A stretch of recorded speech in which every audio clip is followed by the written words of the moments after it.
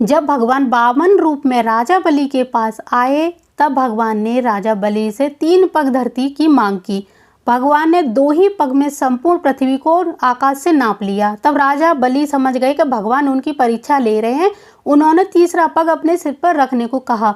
इसके बाद भगवान ने राजा बलि से कुछ मांगने को कहा। राजा बलि ने भगवान विष्णु से वरदान मांगा कि आप मेरे साथ पाताल लोक में 4 महीने तक पहरेदार बनकर रहेंगे।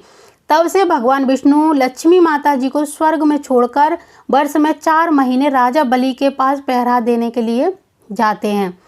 रक्षाबंधन के दिन श्री लक्ष्मी जी स्वर्ग से रिमझिम करती हुई राखी लेकर पधारी। लक्ष्मी जी ने राजा बलि को अपना भाई बनाकर राखी बांधी, साथ ही भतीजों और भाभी को भी राखी बांधी। जब रानी हीरे मोती का जो थाल लेकर आई तो लक्ष्मी जी ने कहा, भाभी हीरे मोती तो मेरे घर में बहुत हैं, मैं तो यहाँ अपने पति को मुक्त कराने के लिए आई हूँ।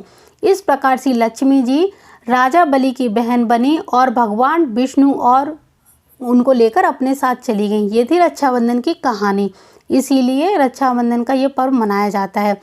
अगली इसकी एक कथा और है कि एक बार दुष्ट ने भगवान कृष्ण से पूछा, हे अच्युत, मुझे रक्षाबंधन की वह कथा सुनाइए जिससे मनुष्यों की प्रेत बाधा तथा दुख दूर होता है। भगवान कृष्ण ने कहा, हे पांडव श्रेष्ठ, एक बार दैत्यों तथा असुरों में युद्ध छिड़ गया और यह युद्ध लगातार 12 वर्षों तक चलता रहा। असुरों ने देवताओं को पराजित करके उनके प्रतिनिधि इंद्र को भी पराजित कर दिया। ऐसी दशा में देवताओं सहित इंद्र अमरावती चले गए।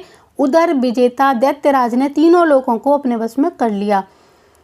उसने राजपद से घोषित कर दिया कि इंद्रदेव सभा में ना आए तथा देवता व मनुष्य यज्ञ कर्म ना करें, सभी लोग मेरी पूजा करें। दैत्यराज की इस आज्ञा से यज्ञ वेद पठन पाठन तथा उत्सव आदि समाप्त हो गए।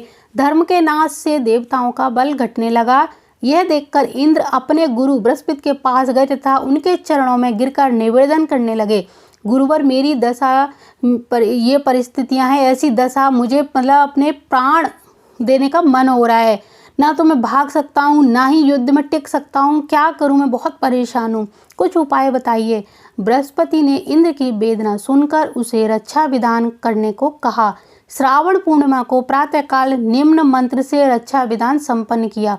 एन वद्दे बलि राजा दानवेंद्रो महाबला तेन त्वा मन विज्ञानी रक्षे माचला। इंद्राणी ने श्रावणी पूर्णिमा के पावन अवसर पर ध्वजों से स्वस्ति वाचन करवाकर रक्षा का तंतु लिया और इंद्र की दाहिनी कलाई में बांधकर युद्ध भूमि में लड़ने के लिए भेज दिया। रक्षाबंधन के प्रभाव से दैत्य भाग खड़े हुए और इंद्र की विजय हुई।